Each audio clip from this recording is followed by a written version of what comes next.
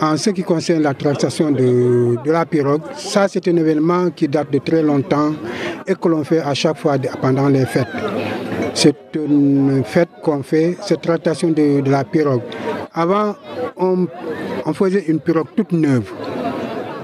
On cherche une pirogue et qu'on la taille, c'est pour l'événement. Et après, quand on fait la fête, on fait la tractation de la pirogue jusqu'au fleuve. Il y a une famille qui appartient au fleuve.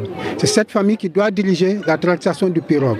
Et ce sont les seuls à pouvoir plonger quand la pirogue arrive là, à plonger dans le fleuve avant que les autres ne puissent plonger. Donc c'est une tradition qui date de très longtemps.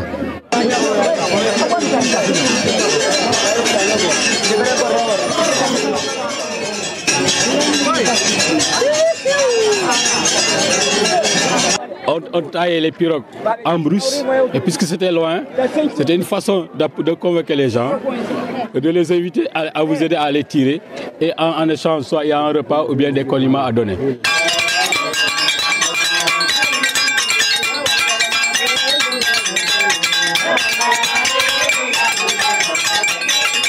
Bon, ce sont des lianes, on ne prend jamais une corde, on prend les lianes. Ce sont les lianes qu'on attache sur la pirogue pour pouvoir tirer la pirogue.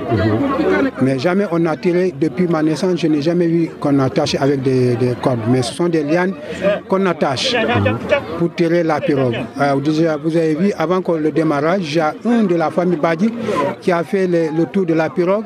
Il est monté dans la pirogue avant qu'on commence à tirer la pirogue.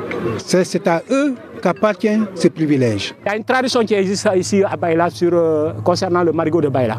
Nous, notre famille, la famille Badji, depuis que le village de Baïla a été créé, nos parents, nos arrière-grands-pères, ils étaient là, ils sont venus se confisquer aux génies qui étaient là, au juste, pour leur confier qu'eux, ils veulent créer ce village en premier lieu. Mais ils se sont retrouvés avec une famille Djemé.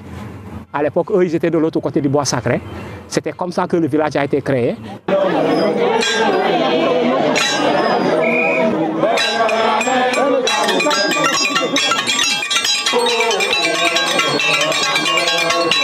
Les chants qu'on utilise au cours de cette attraction, c'est des chants rituels, des chants qu'on utilisait avant, des chants de guerriers, des chants qu'on utilisait avant pour célébrer l'enterrement des païens.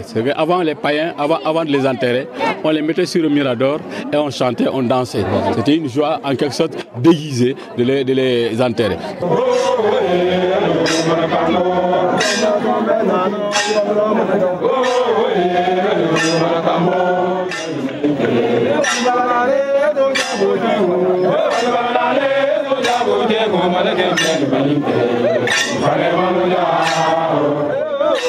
Au temps des temps guerriers qu'on chante, ce sont des chants de guerre. Ce sont ces chants-là qu'on prend pour tirer la pirogue. Ces chants-là, on les chante que pendant la culture des rizières. On ne les chante jamais, sauf quand on traite la pirogue.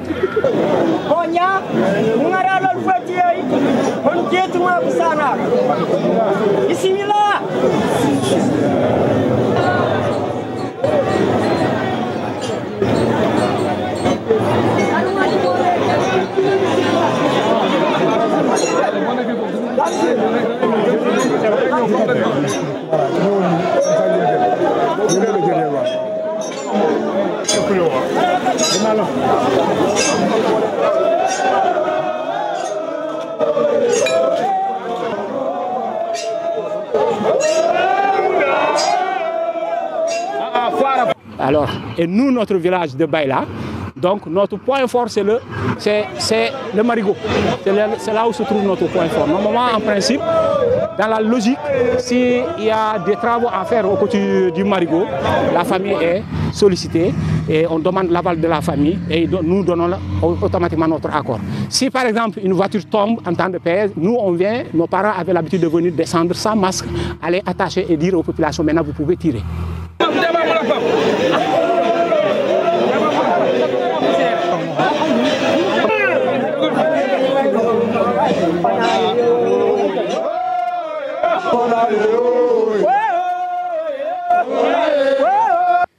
E busana bu benyemo ran manjone woli tonu toklo kampoli toku toklo kumamoli nan ku rillo mirere amma moli attier kareso burungay wa jalo mi rere wa tongu mi tate nyem alors nanari lomi na juk falaf na cin yeki mi nakot falafu mukane mat falafu burom na manje